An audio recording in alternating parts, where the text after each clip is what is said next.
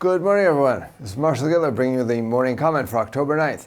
Yet another down day for the dollar, with some quite serious drops of over 1% against a couple of currencies. Remember the days when we were complaining about a lack of volatility? Those days are over. In fact, the dollar was firming yesterday until the FOMC minutes came out. They were unexpectedly dovish.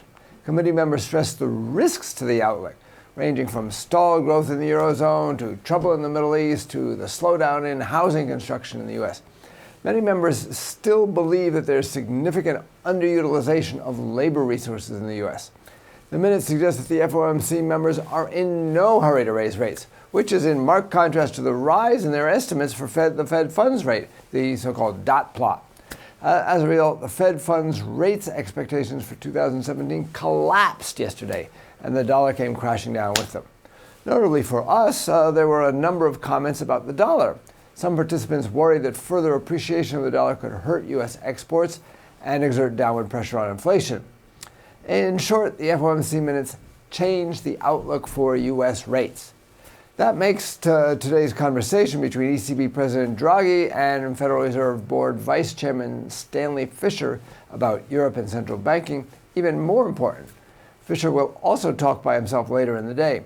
Fischer is relatively dovish. He's rated 2 on a scale of 1 to 5, so his comments could add to the dollar negative tone.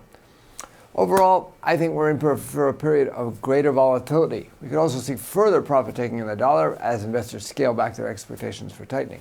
Nonetheless, I'm a dollar bull. I still see the U.S. economy outperforming other economies and the U.S. moving to a tighter monetary policy before most of its other counterparts, which should support the dollar. Otherwise, today, the Bank of England Monetary Policy Committee meets to decide on its key policy rate. It's highly unlikely to change policy, and therefore the impact on the market should be minimal, as usual. The minutes of the meeting, however, should make interesting reading when they're released on October 22nd, especially after the continued deterioration in many of the indicators for the UK economy. For more information, including technical analysis, please read the full comment on IronFX.com. You can also follow us on Twitter, like us on Facebook, subscribe to our YouTube channel, or circle us on Google+ to get more trading ideas. This is Marshall Giller, head of Global FX Strategy at IronFX Global, wishing you solid trading.